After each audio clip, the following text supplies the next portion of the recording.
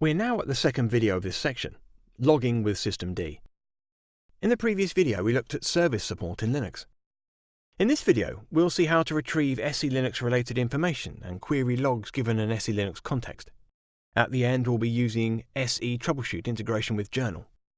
As mentioned before, Systemd is not only responsible for service management, it takes up several other tasks as well. One of these tasks is log management, which is traditionally implemented through a system logger. While Systemd still supports running with a traditional system logger, it now suggests the use of systemd-journald. One of the advantages of the journal daemon is that it's not limited to textual, single-line log messages. Daemons can now use binaries as well as multi-line messages as part of its logging capabilities. The journal daemon also registers information about the sending process alongside the log messages itself.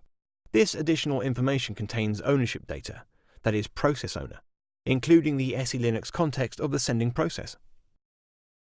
Now let's see how to retrieve SELinux related information. The traditional approach to receive SELinux related information, excluding the audit events we tackled before, is to grep through the log information. Here's how this is accomplished with the journal daemon. So, we've used here the grep command to retrieve SELinux related information excluding the audit events. The -b option passed on to the journal control application informs the journal daemon that we're only interested in log messages that originated for a specific boot. When you run this command, SELinux initializes and starts in permissive mode and gives you all these information excluding the audit events.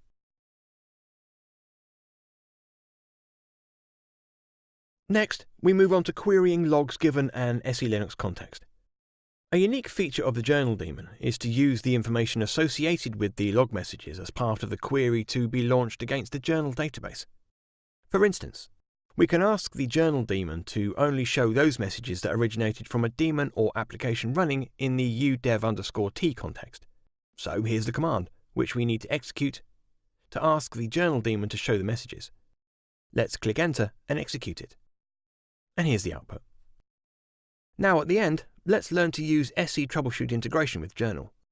On our HEL systems, the SELinux troubleshooting daemon is also integrated with systemjournald. Any alert that comes up from SE troubleshoot D is also available through the journal daemon. This helps administrators, as they'll quickly find out about SELinux denials when investigating problems. For instance, when the Apache web server is not working properly, a quick investigation of the status of the service will reveal that the SELinux policy is preventing some actions.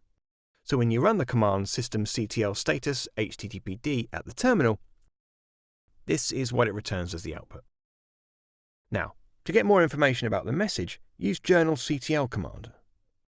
As you can see, when we run the journalctl command, it returns all the information about the messages. Cool! In this video we've learned about logging with systemd. In the next video, we'll learn to use systemd containers.